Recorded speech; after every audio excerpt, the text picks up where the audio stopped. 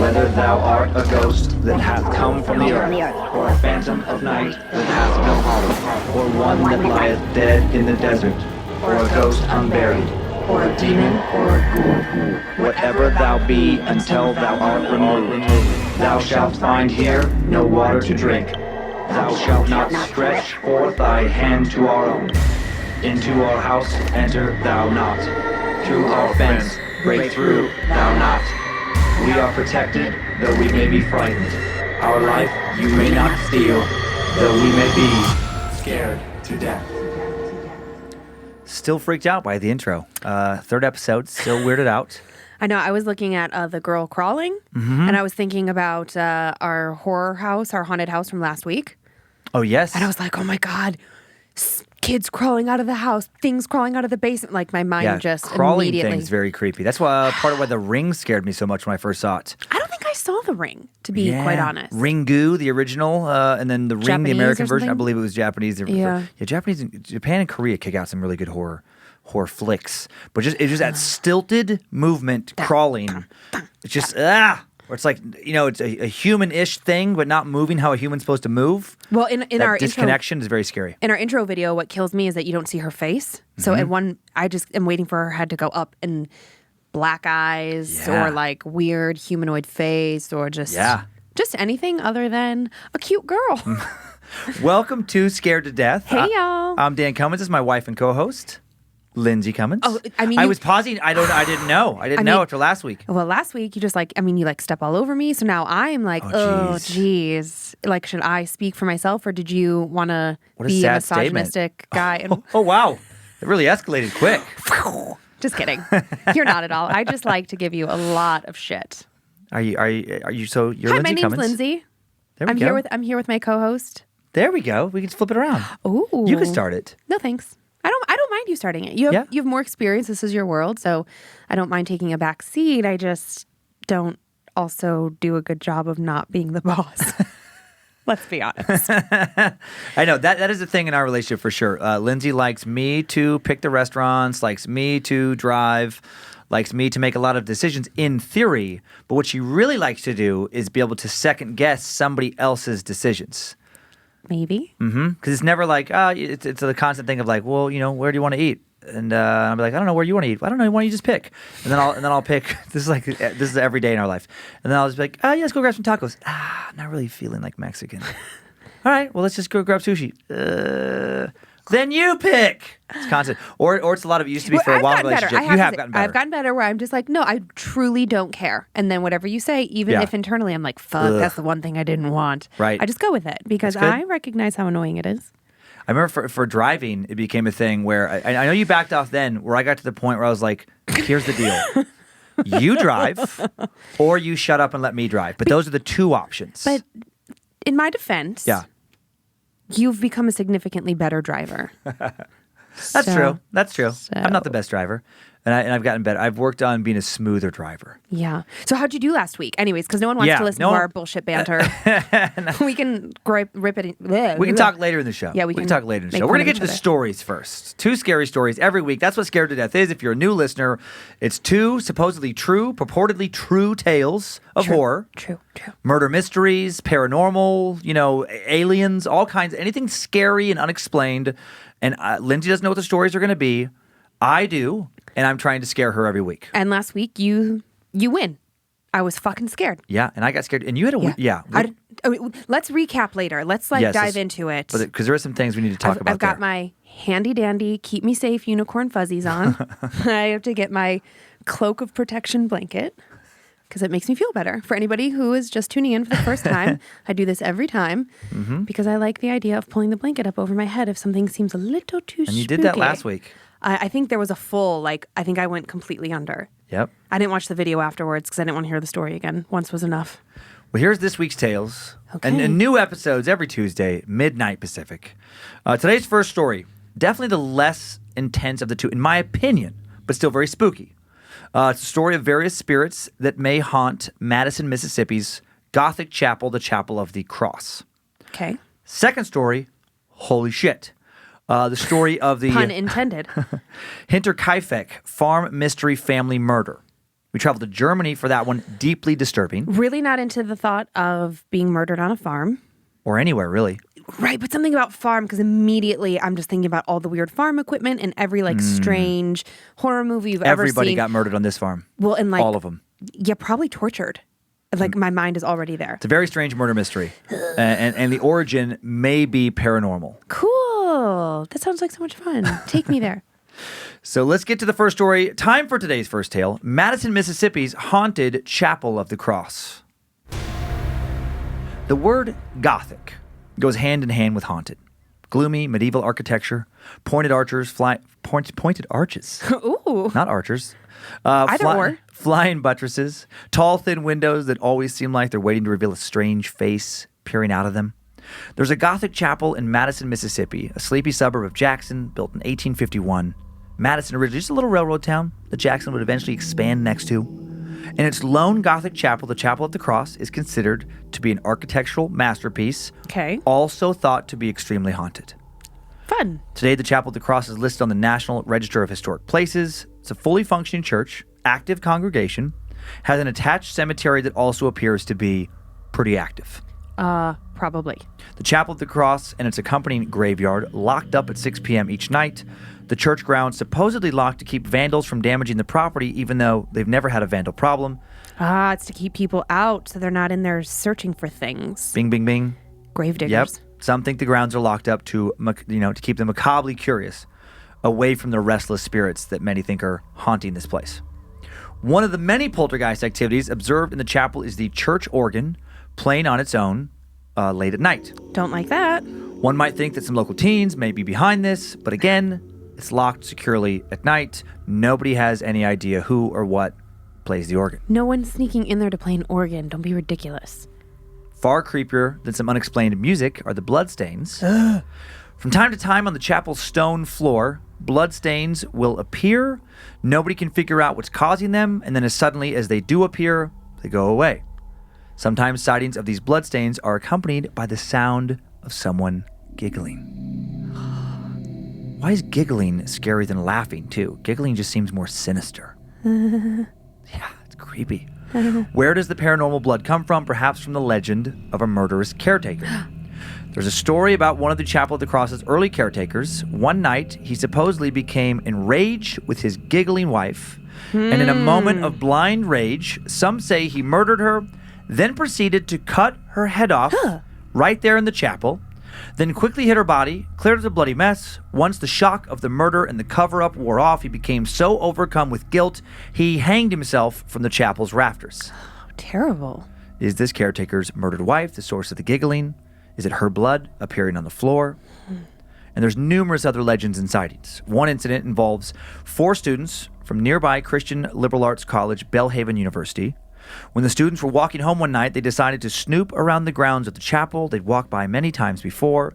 They'd heard the tales that the place was haunted, wanted to see some poltergeist activity for themselves, so they decided to split up and explore different parts of the church and cemetery.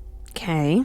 One walked behind the church, another looked into the chapel through a side entrance window, a third stood near the chapel's front entrance trying to look in, the fourth tried to read the tombstones in the graveyard with the help of a flashlight. And by the time this was all over, all 4 of them would claim to have had a different paranormal experience. Which means something happened. One looked up in alarm as the church bell began to suddenly ring on its own. The second student caught a quick glimpse of a creepy, shadowy face watching them from inside the window. A face that disappeared as suddenly as it had first appeared. Another student heard the organ music coming from somewhere inside the church. And then the fourth caught a glimpse of a shadowy figure emerging directly out of a wooden door, passing through a gate, and walking into the cemetery. That seems probable. When they ran to get another glimpse of this ghost, it had vanished. So who was this mysterious ghost? Some ghost hunters familiar with the Chapel of the Cross lore think it might have been the ghost of Annie Devlin. Many, many years ago, in the late 19th century, Margaret Johnstone had the chapel built after her husband died. The church was originally conceived to be, prior to the end of the Civil War, a family house of worship for everyone living at the Johnstone's Annandale plantation, which Margaret's husband John T. Johnstone had began in 1819. And then when John died in 1848, Margaret had this chapel built in his memory. Okay, fair enough. When the church construction was finished in 1852, his 44-year-old widow Margaret donated it and the 10 acres surrounding it to the newly created Episcopal Diocese of Mississippi. Mm-hmm. And Margaret was heavily involved in that church as a benefactor and worshiper until her death in 1880. And one day, she met a nice, older, hunchbacked, red-haired woman. That detail is important. It'll be important later. Named Annie Devlin. Okay, Annie. Annie, get your gun. Margaret and her daughter Helen took a liking to Annie, invited her to visit their nearby plantation mansion. Annie then stayed at the mansion for quite some time as a guest of the Johnstone family, and she became such a close friend of the family that she ended up assuming that she would be offered some kind of permanent place in the family home. Uh-oh. But then one day, Margaret told her that I guess she had outstayed her welcome, that her and her daughter Helen were planning to take an extended vacation, and that when they left, Annie would also have to leave. Annie's not happy. Annie didn't take it well. Annie began to think that the Johnstone mansion, thought of it as her home. She took the news that she had to leave very hard. She began to have health problems. She became bedridden. And then right before she was supposed to officially leave, she killed herself by overdosing on opium. And Annie's very dramatic. Annie's very dramatic, and Annie may still be there today. So now Annie would never have to leave. Oh. She was buried east of the old iron fence that surrounds the chapel cemetery. At the time, it was common practice not to bury those who had committed suicide inside the boundaries of the church cemetery. Oh, yeah, I think I did know that. And she has been spotted around that cemetery ever since. Mm-hmm. Many years later, after Margaret died, another guest came to stay at the Johnston family home. And one day, this guest asked Margaret's daughter, Helen, if her mother was a short, hunchback woman with red hair. Oh, no. Helen was confused. It was definitely not her mother, but the description sounded exactly like the deceased Annie Devlin. Where did you see her? Helen asked, wondering if there was a photograph of Annie somewhere in the house that she'd forgotten about. The guest told her that she'd ran into the woman on the staircase, and then when she tried to speak to her, she vanished. Oh my God, how terrifying. I know, just to actually think you're talking to a real person and then just have them poof. This particular spirit has not only been spotted time and time again around the chapel, she's even been known to pluck the covers off of guests who stayed in her old bedroom in the Annandale plantation. She's been spotted around the cemetery, and Annie is not the most commonly spotted infamous spirit to haunt Madison's Gothic chapel, though. No spirit has been cited more than a ghost believed to be the spectral remnant of the woman initially shocked to hear about the sighting of Annie's ghost. Oh? Helen Johnstone. Oh, yeah. Helen, daughter of Margaret, the woman who built the chapel after her husband died. When Helen was only 16 years old, she fell in love with a 20-year-old man named Henry Gray Vick, a descendant of Methodist minister Newitt Vick, founder of Vicksburg, and Henry loved Helen as well. Okay. And Margaret approved of their courtship, even though she felt that 16 was too young to get married. True, but Different times. it's fine. Helen and Henry enjoyed a long engagement, and then finally, Mrs. Johnstone agreed to their wedding. The wedding date was set for Helen's 20th birthday, May 21st, 1859, and it was to be held inside the chapel itself. Okay. Henry and Helen were as happy and as excited as two young people could be before their wedding. But Tragedy around the corner. Shortly before the wedding, Henry left his home in Vicksburg and made a trip to New Orleans with the intention of choosing his wedding suit and to buy a few things they might need for their new home. Once in New Orleans, Henry decided to go to a tavern for a drink or two, ran into a man named James Stith. Now, James and he had once been friends. They had a quarrel a year earlier that had ended their friendship, and Henry had moved on, but James apparently had not. oh shit, James is holding a grudge. Big time. Things got argumentative, and then James said something distasteful about Henry's mother in the day when that type of insult did not go unanswered. Uh-oh. Henry reacted by grabbing James by the throat. James reacted to being grabbed by slapping Henry across the face, and then Vic, furious at having been slapped, challenged James to a duel. No! Gunfight to the death. James accepts. A short time later, Henry calms down, tries to back out of the duel. Oh no. He just wants to get married, has no interest in risking his life in a shootout over a stupid argument. He apologizes to James. James does not accept. Henry feels like now he has to go through with the duel. There's something in here. There's not something in here. I just saw something move. Okay, fun. Okay. I keep looking around. I'm sorry to take you out of the story, but I keep seeing something bounce around. Well, spooked already. That's good. Okay, fine. Carry on. Okay, so So he wants to get out of this duel. He's like, I just want to get married. Right, because otherwise he's going to be looking over his shoulder for this guy, because some people don't let these grudges go. Right. And he doesn't want to be worried about that for the next, several years. Uncomfortable. Armed with guns, the two men meet at another location. They stand apart, face each other. The signal is given, and then they both draw their weapons. Sadly for Henry, James was both a much faster draw and a better shot. Yeah, we saw that coming. Yeah, he fired one bullet before Henry was even able to pull his trigger. That bullet hit Henry directly in the forehead, killing him instantly. Ugh. Henry dies just 4 days before his wedding. Henry's friends managed to take Henry's body all the way back to Vicksburg, and then they mustered the courage to convey the terrible tragedy to Helen. As expected, she doesn't take it well. Devastated. Just minutes before hearing the news that her future husband had been shot and killed, she had been decorating the chapel in preparation for her wedding. Poor thing.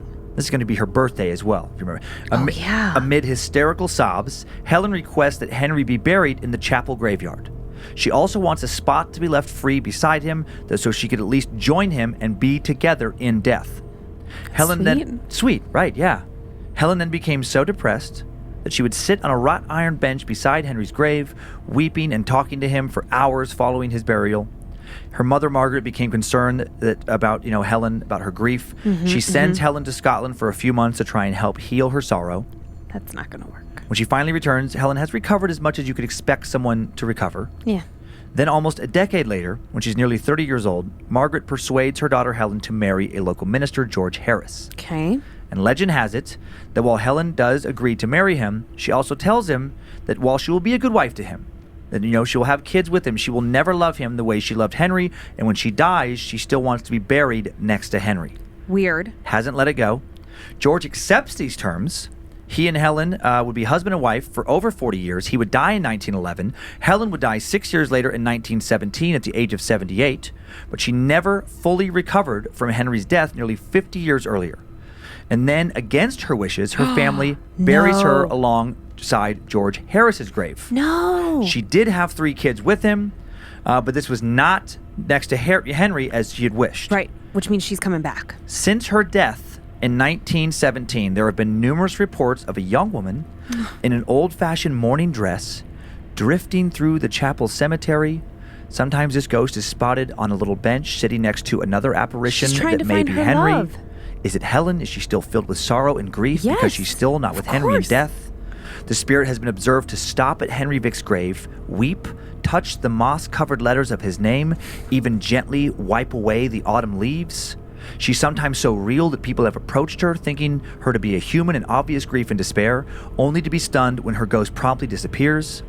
A few eyewitnesses have even claimed to see 2 apparitions pass straight through the wooden door and the locked iron gate of the chapel cemetery, climb up a nearby tree. They supposedly sit together for a few moments before vanishing completely. It's weirdly sweet.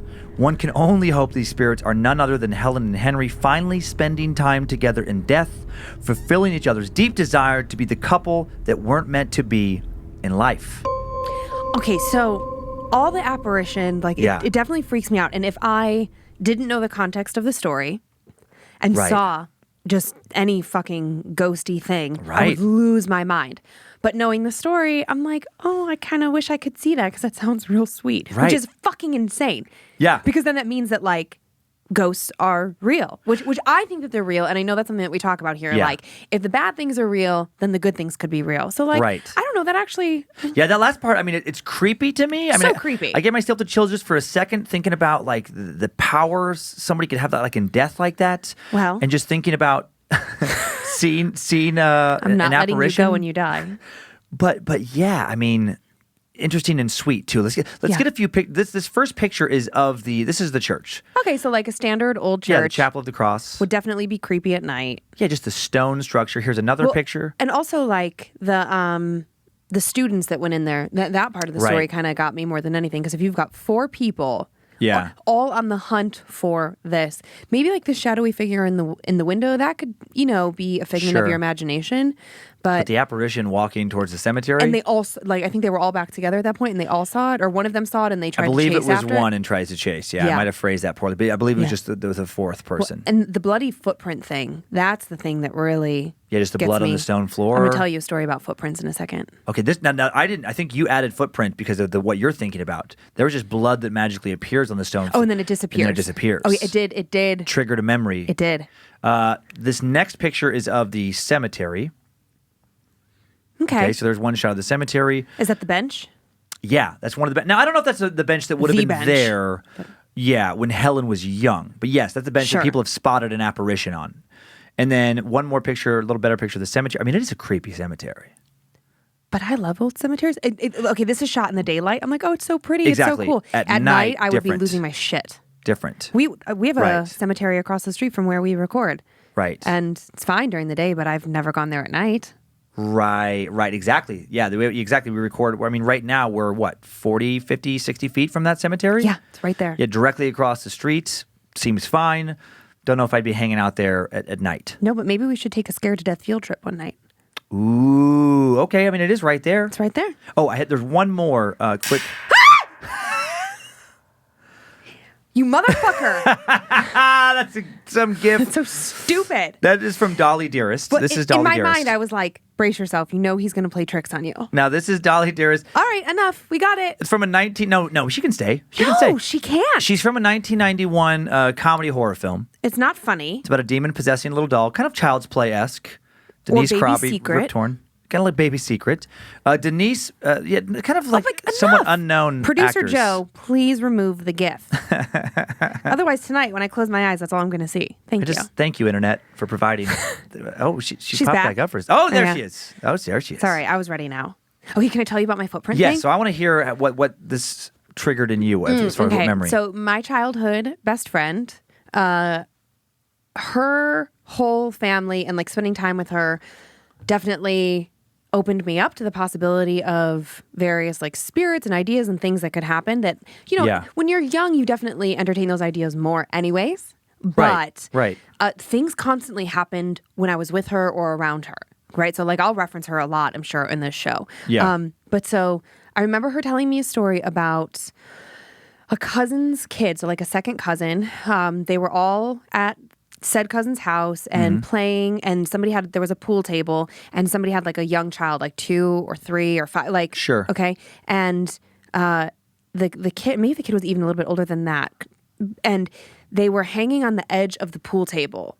Okay. You know how like the base is here, but then the table goes longer. Sure. The kid weighed enough or was pulling down on it enough that the pool table came down and killed the Oh my God, and killed him. Killed the child. I can't remember if it was a boy or a girl. Really tragic, obviously. Jesus, yeah. But creepy fucking crazy. After funeral, the whole thing, the family would occasionally find little footprints walking up to the pool table. And when they took out the baby's shoes to measure it, it was exactly the same size. Like it was an exact match.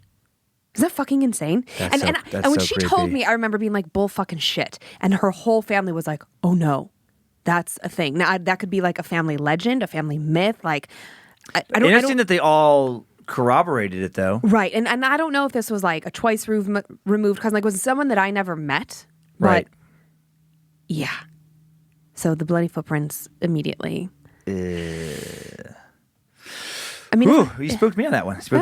I would haunt you Yeah, you would haunt me. for sure. I would come back. You're gonna hang around. Yeah. Now, would you marry someone if they told you, "Look, I love you. You're great, but when I die, I'm gonna be buried next to this other person I used to love." It depends. If you died first, and like I was young enough that I didn't want to be alone, right? Because at a certain point, you're like, I'm cool. I got this. I'm like 85. I'm going soon Okay. anyways. Yeah. If we're kind of on the younger side and you pass away, and then maybe I meet somebody else who's also widowed, and we both are kind of like, listen, I love you. You're great, but you're never going to be the great love of my life like my Okay, so in a significant certain other was. situation, you could do Yeah, that. and if you have children with those other people, like, yeah, I guess I don't. Honestly, I'd probably be cremated and have my ashes split between the two of you. That seems fair. That's an interesting compromise. It's very politically correct. Yeah. Okay. Now. What about you? Are you coming to be buried with me? Yeah. But I'm gonna be buried with you. What if I die first and you marry someone else? Yeah. I mean, I think I would want to. I mean, yeah, I would still want to be buried with you. I mean, But what I if don't. you love her? You love her now.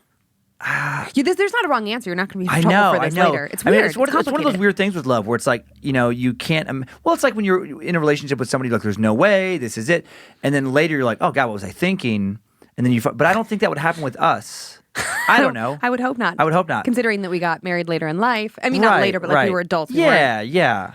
I don't have any plans to getting buried next to somebody else. That's all right. I just want you to die after I die. I would like to go first. No, we both are trying to claim that. Okay. We're going to move away from our own deaths. All right. Which is interesting. And we're going to get Sorry. I'm going to get into the next story if you're ready. This is the story. This is one of the I think this is actually the first story I found for Scared to Death. When I initially started looking for stories, this is the first one where I'm like, "Oh yeah. Okay, this has got to be it." This makes the list. Mm-hmm. Okay. Absolutely. Which means I'm pretty fucking nervous right It's now. a very, very odd tale. Okay. Time now for our second tale of the day. The Hinterkaifeck. I'm going to say that again. It's a weird German word. Hinterkaifeck. Okay. It's the feck that gets me. Not a lot of feck words. Just think of fuck. Fuck. Time now for the second tale of the day. The Hinterkaifeck Farm Mystery Family Murder. On a quiet night, March 31st, 1922, at a small, unassuming farmstead roughly an hour's drive north of Munich, a terrifying and mysterious unsolved mass murder took place. Great.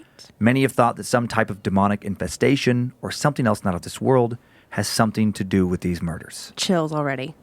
On that early spring evening, no one was around to hear what would have been horrified screaming, all kinds of other tortured sounds related to someone or something brutally and systematically slaughtering all of the farm's inhabitants one by one by one with an axe. Does that mean the animals too?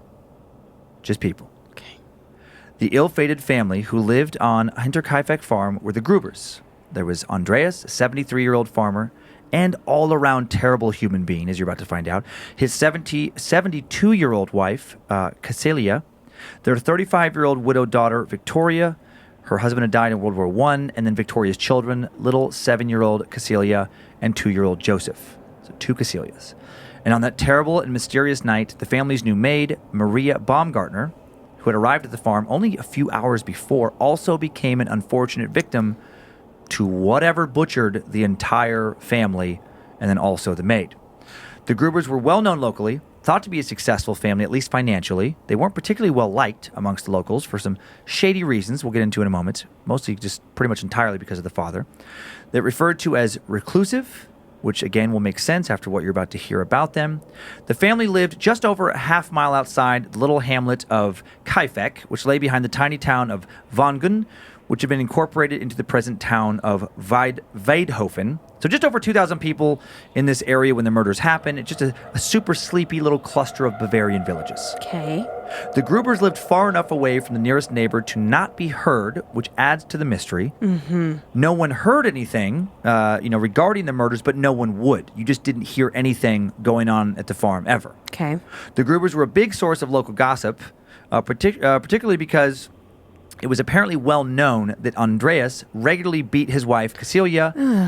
Asshole. And that's just the tip of the iceberg on this guy. And that he also supposedly beat some of his children to death. What? Yes. And molested and raped his children. Nothing okay. nice. Nothing nice to say about Andreas from anybody. Sadly, in the days before social services existed in the remote Bavarian countryside, if someone was literally beating their kids to death and also molesting and raping their kids instead of doing something about it, people just generally gossiped. 35-year-old daughter Victoria was, according to a few sources, the only surviving child of her father's cruel punishment, the only one that made it to adulthood. Andreas may have spared Victoria because he was having a sexual incestuous relationship with his daughter. This, according to one source in the story, was still fairly commonplace in rural towns like theirs. Fuck, man. Terrifying that incest was supposedly commonplace in this section of rural Germany in the 1920s. Yeah, not even that long ago. Not that long ago. Another farmer in the area, a man named Lorenz Schlittenbauer, would claim that he was at least the father of young Joseph, Victoria's youngest child. But we don't know if that's true. Lorenz wanted to marry Victoria, but Andreas forbid it. Andreas was obsessed with his daughter Victoria, forbid her from getting remarried to anyone after she became a young widow. Okay. Victoria regularly attended church services in the local village, even became an active member of the church choir with what was said to be a beautiful singing voice. Despite all the rumors swirling around her and her family, she was at least somewhat active in the town. Then in late 1921, a few months before the murders, rumors of demonic activity at the already gossiped about Hinterkaifeck farm began when a Gruber household maid suddenly quit her job and left. Great. Here we go. This maid stated that she no longer wanted to work at the farm because of all the strange sounds and voices she'd been hearing at night, including the sounds of footsteps echoing from an attic that was supposed to be empty. The maid became so convinced that the house was haunted and that it wasn't safe to stay there, she just immediately left. Witnesses after the murders became a big story stated that this maid was pale and emaciated when she left. Even though she looked using her? Well, she looked completely healthy when she'd begun to work for the Grubers, and then left looking as if she'd barely survived nights of pure horror. Uh-oh. The Grubers did not seem to take the maid's story seriously initially. They thought she was just mentally disturbed. By the time she left, maybe she was. Months later, just days before the murders, another strange and mysterious occurrence took place at the farm. Andreas Gruber was outside making rounds, walking in the front yard near the woods when he discovered odd-shaped footprints in the snow. He followed the strange tracks until they reached the main house. The footprints led directly to the front door. Oh my God. Did they go inside? Yes. Andreas became a little concerned at this point because he looked all over the property and couldn't find any other footprints looking like these initial footprints leading away from the house. Yeah, it's not a good sign. So some creature, he never says human, walked in, towards this house, came to the front door, the footprints stop. One could only assume that whatever made these tracks was still in the main house since it didn't leave. He cautiously entered the home, searched in vain all over the house, found no one, nothing out of place, nothing missing. Later that night, after he'd finally stopped worrying about the strange tracks and fallen asleep, he was awoken by strange and unexplained noises coming from the attic. Raspy whisperings. No, thank you. Someone or something was talking, but he couldn't understand what was being said. He thought about what the previous maid had said she had heard, voices in the attic. Was he hearing the same voices now? Yeah. Andreas decided to find out, and he crawled up into the attic himself. Are you a fucking idiot? He found nothing. You don't go in there. You wouldn't be curious enough to look yourself? Fuck no. It would be pretty scary. He started to think he was losing his mind. Did the odd noises and the strange footprints only exist in his head? The next morning, things get more disturbing. Andreas finds a newspaper on his front porch that he'd never seen before. A newspaper no one in his household recognized. No one claimed to have brought it home. Weird. Later on in the day, he walked by the tool shed and found multiple scratches and deep cuts on the tool shed door as if someone or something had been trying to break in. Uh-oh. Yet no one had heard anything. Andreas walked over, talked to one of his nearest neighbors, asked them if they'd heard anything. This neighbor told Andreas that his own set of house keys had recently gone missing. The neighbor would recount this conversation to authorities after the family's massacre, wondering if the loss of their keys had anything to do with the Gruber family tragedy just a few days later. Probably. Then on March 31st, 1922, a new maid, Maria Baumgartner, makes her way to the Gruber household to begin her first day of work, and she would go on to have arguably one of the first days on the job in human history. Okay. 4 days later, April 4th, when Victoria had not shown up to church, when her daughter, Cecilia, had now inexplicably missed several days of school, and no one had seen anyone else in the family or seen the new maid since her first day at work, a few townsfolk decided to go to the Gruber farm to check in and make sure they were safe. Nope. Of course, they were not. The postman had also alerted them that no one had come in from the farm to collect their mail in several days. When the group of concerned citizens knocked on the Grubers' doors and called out for them, no one... Oh, Jesus Christ! God damn it! Somebody just scared the shit out of it. Somebody just pounded. Oh, that really got me. That really got me. I don't know why. I was not expecting that on any level. My God. What you're hearing is not a fake reaction. Somebody in the building we're recording in went out and pounded on the walls or the... Oh, my God. Okay. That was really good timing. Okay, that was good timing during the build. Thank you, Joe, Harmony, and Zach. Wow. Wow. Wow, that really got me. Okay. Oh my God. Okay. Okay. So they So when the group, right when I say knocked on the grouper's doors, called out no one, and I want to be jumpy the rest of this. Okay, search of the property around the house and the nearby forest doesn't find any of the groupers either. The townsfolk also note that it's eerily quiet on the farm. The informal search party decides to check the barn. And when they open the door, they're met with the most horrific sight any of them had ever seen in their lives. On the dirt floor inside the old barn, lying in a gruesome pool of their own coagulated blood, lay the lifeless bodies of Andreas, his wife Cecilia, his daughter Victoria, and his young granddaughter Cecilia. So four in the barn. Okay. The bodies were carefully laid out in the middle of the barn, partially covered with hay. that's weird. Mm-hmm. The Gruber family appeared to have been systematically lured into the barn one by one and brutally attacked. No defensive wounds on anyone. Clumps of the little girl Cecilia's hair had been torn out of her scalp. Investigators would later assume she had lived long enough after her attack to possibly witness the attacks on others in the barn. Unfortunately, she did not live long enough to tell anyone what she'd seen or get help. After discovering these bodies in the barn, the townsfolk began to frantically search for the new maid Maria and the little boy Joseph. Yeah, where are they? Right, in case they're alive, they need help. Maria and Joseph's bodies found in the main house. The little boy Joseph's body was found lying dead on top of his bed in Victoria's bedroom. The maid Maria found dead in her own bed. Obvious that both the maid and the little boy had also lost enormous amounts of blood. All 6 members of the Hinterkaifeck farm had been obviously and brutally murdered. Police officers from the Munich Police Department soon arrived at the farm. Inspector George Reingruber was the lead of the team in charge of the murder investigation. He initially suspected that the real motive for the Hinterkaifeck murders was a robbery. That's what I was thinking. And they proceeded to interrogate, quote, suspicious-looking people from the nearby villages. Funny the way they did it back, as well as transient merchants and even beggars in the vicinity. No credible suspect was found, and then the robbery theory was soon abandoned when a big sum of money, easily discoverable, was discovered inside the house.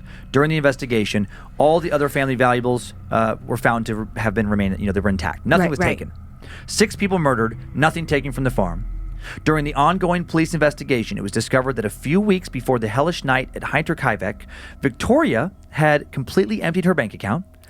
Even borrowed some additional funds from her half-sister. She was going to make a run for it. Andreas Gruber was the senior Cecilia's second husband. So she got this money to serve as seed money for investing in a farm of her own, is what they think. Okay. Victoria had also secretly donated a large gold mark in the church confessional just prior to her murders. When the parish priest traced the sizable amount back to her, Victoria told the police to keep the money for missionary work. So odd. Weird. That she took all this money out, borrowed money, gave some valuables away in the days leading up to her and her family's death. She knew she was going to die. Or knew she was going to do something, knew her father might do something, maybe she was going to make a run for it and got stopped. A lot of questions. Another theory and criminal motive that the investigators played around with extensively was that the Hinterkaifeck murders were done as a crime of passion. The police felt that Victoria's former suitor, Lorenz Schlittenbauer, had a plausible motive to want the Gruber family dead. If he really was young Joseph's real father, if he really was forbidden to marry Victoria or spend time with his son, he had a legitimate grudge. When the police interrogated Schlittenbauer, he confessed that he indeed did know about Andreas and Victoria's illicit and illegal incestuous relationship and was disgusted by it.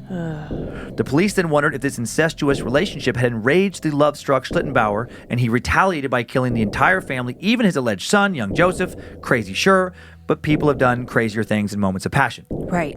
The police pursued Lorenz as a suspect, but were not able to find enough evidence to charge him with the murders. They pursued various other leads in the weeks following the murders, but none of them came up with anything promising.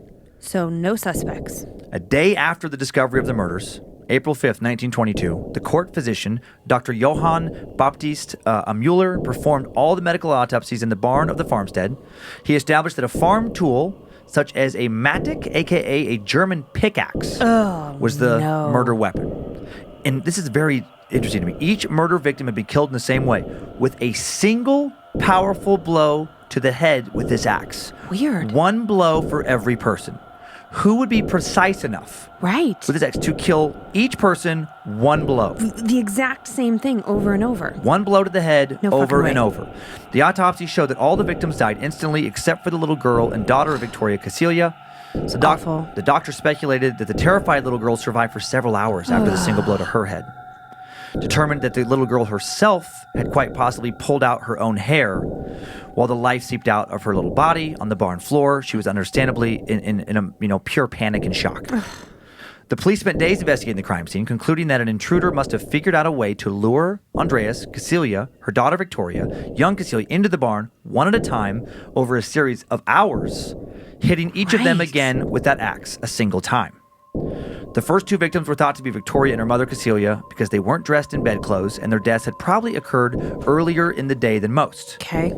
The killer then is thought to have proceeded into the farmhouse to finish off the little boy Joseph and maid Maria.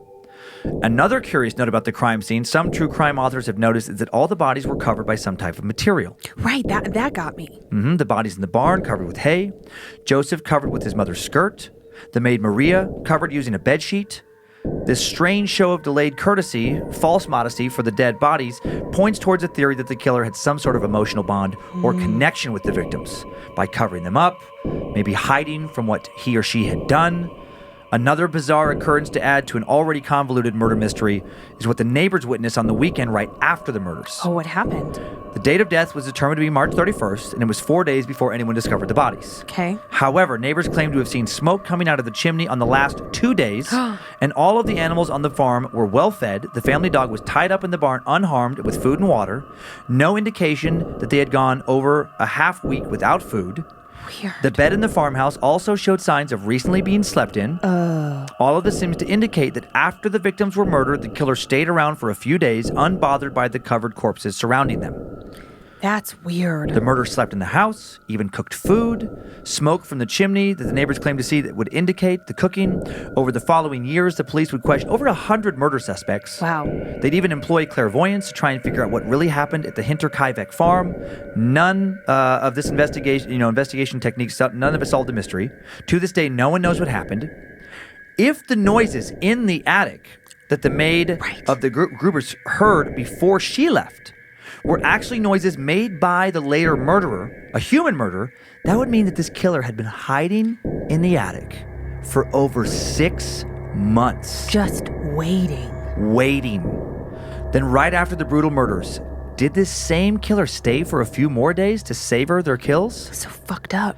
Highly unlikely these murders will ever be solved, so there's nothing on site, left to investigate now. A monument has been erected nearby, the only symbol of the gruesome and bloody murders that took place at the Hydro-Quebec farm. Human killer or paranormal murder, this story is deeply unsettling. Yeah. I have a hard time deciding what's actually scarier, that their home may have been haunted by evil, violent spirits, or that some madman toyed with the family. That's what I think. For over half a year, then savagely and methodically murdered them all. Think about that the next time you hear a strange, ominous sound in your home in the middle of the night. What's worse, some malevolent spirit or some malevolent human being? If you could pick, would you want that sound in the attic to come from a ghost or an axe-wielding madman? When you're being tortured and killed, I don't think either option would be very comforting. I think I choose a human. No way, I'd rather have it be a ghost. No way. Some fucking lunatic with an axe up in the attic. We have guns. I still You no can't thanks. catch a spirit. You can't catch a spirit. And you can't make it stop, but a human... It scares me more for some reason. I can fight and a what human. what it's combo? There's no reason it couldn't be a combo. What if it's a human possessed by some horrific entity that's driving them to hide in the attic like a fucking lunatic? I think it was the lover. You think it was hiding up there in the attic? Well, yeah, because what if he was like sneaking in to have like little rendezvous with, what's her nuts? With Victoria. Victoria, I was going to say Maria. With Victoria. Right. And she was supposed to leave. They were supposed to run away together in the night, like all these things. Yeah. And then like she chickens out and he fucking loses his God-loving mind. I like that theory. Right? Okay. And he just like in rage just kills them all. And then like, is there and is like, shit. Now what do I do? Because the detail about covering them up, of course I didn't know about the maid and the son. We have pictures of that too. But in the barn, when you were talking about like hay being over them, I was like, that's fucking weird. A spirit wouldn't do that. Well, we don't know what spirits would do. Yeah, I mean, I have to say that I just don't think that like they care about like modesty. I don't think spirits have regret. Like I don't think of a spirit as having a conscience. I just think we don't know. So no rules. Who knows what the rules are? I've got rules. Okay. Remember how bossy I am? The spirits don't have a conscience. Let's pull up a picture of the farm. All right. Okay, so that's I mean, it's old pictures. The farm is no longer in existence. Sure, but just standard. Yeah, so that's, and then here is some crime scene photos. This is the barn scene murder pic. There's one photo.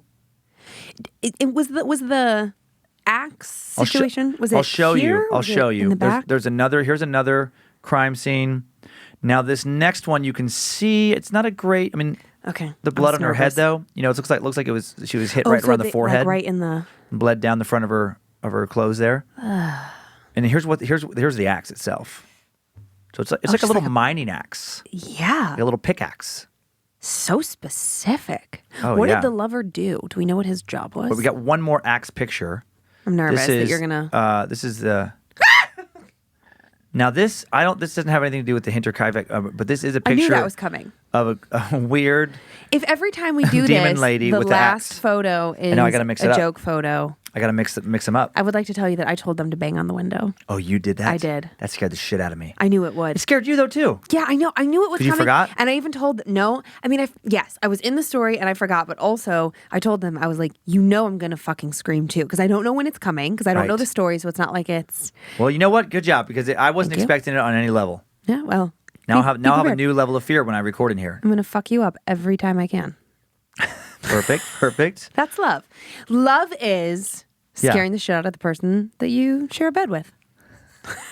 You know, this particular story, when I said the reason I liked, I mean, it's a little different. It's not a traditional ghost story, but there's elements of possible because of the whisperings in the attic. Yeah. There's the possibility of something, and it just reminds me of like a campfire tale. Right. You know, like you're sitting around a campfire and like, Once did you hear about upon the a time. Hydro-Quebec, farm murders? Because what's disturbing about the story to me is they never did figure out what happened. And the human thing. Okay, I get what you're saying. I don't think it was a spirit. I really don't. Okay, but here's my devil's advocate on the human thing. It's just interesting that like so methodical and one hit per person. That's just so weird to me. Not that couldn't be done. But that's very different than like a normal crime scene you would hear about, where it's just like more Right. like chaotic. Well, to me, I feel like again, going back to Loverboy. Ugh. If I'm picturing a weird little monster oh, no. luring people out of the barn. I'm picturing Psycho Pants. Lover, Yeah. Loverboy, because in order to lure 4 people into that barn, I feel like if someone you know and trusted was like, come here. Okay. You would have to get the first person out there. So who's the first person murdered? Do we know? We don't know who the first person was, but it seems to have been, if I'm remembering, Victoria and her mother. Right. So in the way that they were dressed. In my mind, Victoria's confirm first. Loverboy gets her out there. And then he knows that people will come looking for them to find the rest. Well, no, I think that he gets her out there because they're going to talk about how she can't rendezvous anymore Right. or whatever. Like they're having some secret tryst meeting kind of thing. Yeah. And then he goes back and gets to the mother and says like, oh my God, she's sick. She's fallen. Like, I need your help. Hurry, come. Gets the mother in there, kills her. And then, Okay. kids are trusting. Right. So he could be like, come help me do this thing. I just feel like if that murder was committed in present day Yeah. with forensics and fingerprints and all of the advanced technology that we Right. have, I feel like there would be, without a doubt, somebody arrested. Okay. So part of this mystery might just be the time that it happened. Yeah, it just doesn't feel like... And it was Victoria and the mother who were the first two. Yeah, I remember you saying that. Yeah, and also I just think like, it feels too clean and neat and precise for a spirit to do it. To me, But see, again, that goes to like, why do we have these expectations that a spirit has to do it this way? I don't know. How'd you do last week after our stories? Just nothing big happened. Just a lot of like goosebumps. Yeah. A lot of just a lot of like thinking about it and just being like, oh my God. Yeah, like looking over your shoulder kind of stuff. Yeah, this stuff it always just like spooks me. Always at night. I'm always fine during the day, but then it's at night where just like you you're walking. It's just like weird moments of like walking, like past the stairs and then having like a flash memory of like the clown ghost thing on the stairs. Why did it have to be a clown? Or waking up to go to the bathroom and be like, don't fucking see a dude in a flannel shirt. My thing is always the mirror. I'm like, don't look in the mirror. Don't look in the mirror. Don't look in the mirror. Right. Even though that story had nothing to do with mirrors, it's like Doesn't that's matter. where I think like, yeah, I would see them. Yeah. Well, I kept thinking about because and I forgot to mention this, I think last time. Just mirror reminded me when they had that power outage. Oh yeah. I don't know why, but when I'm in bathrooms, especially like in a situation like that where there's not good lighting, what I don't like is when the shower curtain is pulled all the way closed. Oh. My mind won't stop thinking about what's in the Psycho? tub. Oh yeah, like a Hitchcock. But in that one, that's when you're in the shower. I know, but it's still just Still the kinda, same principle. I don't know. Yeah, I just it don't like. evokes the same I feeling. don't want. Part of me wants to pull back the shower curtain, but I won't. Because get I'm it. like, if there's something back there, if it's not bothering me, I want to just stay back there. But I go as fast as I can and I get the hell out of there. Sometimes when I'm home alone, like if you're out on the road or whatever, and the kids are with their mom and stepdad, and I come home, let's say like I've gone out to dinner with girlfriends, and it's like that twilighty hour where it's like not dark, but it's also not dark. Right. I will check every fucking room, every closet, under every bed in our house like a lunatic. Because I don't know. And if I found something, hi, I'm boned. It's not like I'm walking around with like a gun in my hand. Right. I'm not ready. Do you I've ever got 2 Australian Labradoodles. little fluff Like, babies? they would just be like, ruff, ruff. Like that would be the end of it. If that, Ginger is afraid of bags. She's afraid of Boxes? literally anything that she hasn't Everything. seen before. I know. She hides behind a person immediately. We would be screwed. Did I tell you what happened to me in the bathroom here at work? No. Oh, yes. That's what we were going to talk about at the beginning. Yes.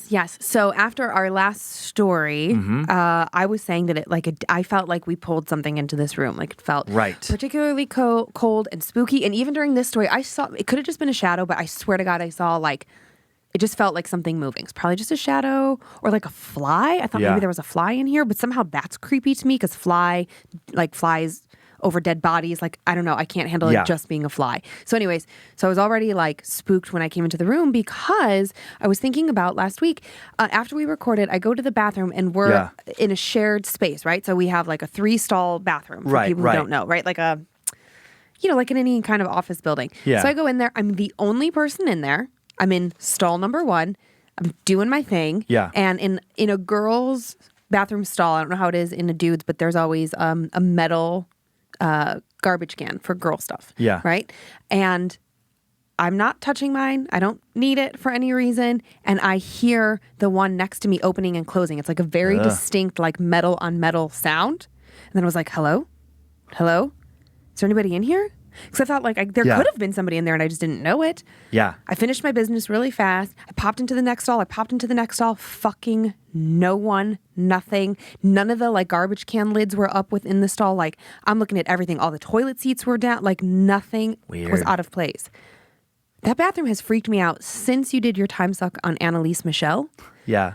Every time I go in that bathroom, I just so weird. feel a little like, are the lights going to go out? Like what's going to happen? I don't know. That bathroom concerns me greatly. It is weird. I mean, you wonder about the power of the mind with this kind of stuff, or if there really is things. Even today, it was so weird. I don't know if I was just my senses were heightened, but when I got to one of the creepier parts of one of the stories today, Yeah. I truly felt like a temperature drop. I know I sound like a loon. Today, right now. Today, this episode. Which story? Now I'm trying to remember the moment because I didn't want to stop telling it, but I think it was the second story. Oh God. It was just some build moment where I just felt like just immediate like temperature drop.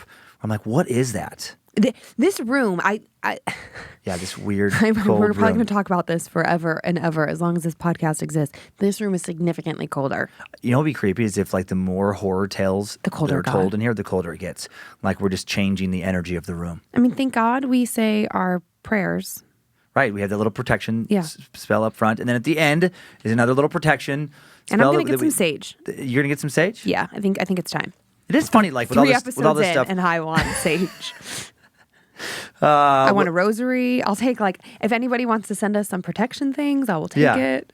Well, I don't know about you today. Today, I mean, I didn't get as scared by these stories as last week. I like these stories. They Yeah. weren't as. I think that's just going to be the natural thing here. Like, they're going to vary kind of week to week. Well, right. But 'cause some of it's these ones I feel like hit you later. Right. Well, for instance, we had a mouse in our house. Do you remember when we first moved in? Oh no, because I was living. You No, were I in wasn't LA there and when I the was mouse- there. yeah, shut and up. I would hear that Oh, yeah. That like Right. I would hear that, and I was like, "What the fuck?" But it was in the attic. Yeah. And like in the wall where like the garage connects with the house. Yeah. Yeah. I mean, if I went to bed tonight and heard another mouse, Oh, God. I would lose my fucking mind. Specifically the attic. Specifically the attic. And based on last week's story, when I was like telling you that like I do sometimes hear things in our house, the combination of like last week and this week, I feel like it's just going to build. And like one night, I'm just going to have the most nightmares. And then that'll be fun to talk about here. At least that part will be good. Yeah. Yeah. I just randomly, I don't know why, in my head just pictured you accidentally killing one of our dogs by Oh snuggling my them. God. By snuggling them too hard. Because you're so scared, you just squeeze their little rib cages closed. The dogs would be scared if they could understand this. Out of all the things I've said, that would be the scariest things the dogs would have heard. You're such a psycho nut pants. I hope you enjoyed listening. We had fun with these stories again. You can find us at Scared to Death Podcasts, Instagram and Facebook. That is correct. You can Right? Yeah, well, but I think people know. I think it's People- I don't- 2019. I don't say the I don't at. think anybody needs to know. They know that the it's handle. at, for the love of God and all that's And the holy. email, info@. scaredtodeathpodcast.com. Perfect. That's where people can send in suggestions for, hey, did you check out this story? Did you check out this tale? I'd love to hear more of these type of stories. Really don't need to hear more of these kind of stories. Whatever. Yeah. We take it all in, and we want to make this as scary as possible. Yes, yes. And we want to thank the amazing Bad Magic Productions team, Joe Paisley, Harmony Velicamp, Zach Flannery. And then Jeffrey Montoya for doing the sound beds. I was going there. Oh, I thought you were tossing to me. Oh, I see. like, Yeah, and then that's right. you That's do like a this next gesture. guy. Yeah. And then the other thing I was going to say is like, good job, Dan Cummins. Thanks for Good job, Lindsay Cummins. high five across the. High five across the room. Thank you for listening. Did you have anything else? I was just going to say, what if we put our hands up like this and then we both felt like a breeze or something? Oh man. Like, what if there's something in How here? weird is it going to get here? Are we Fucking going to weird. become those kooky people just thinking about this stuff all the time? The people I would normally make fun of? Yeah, we are. All right. Find out how we survived next week, Tuesday at midnight, when the next episode of Scared to Death drops. Until then, be fucking scared! If spirits threaten me in this place, fight water by water and fire by fire. Banish their souls into nothingness and remove their powers until the last trace. Let these evil beings flee through time and space. Evil may pass through, but has no home here within. Scared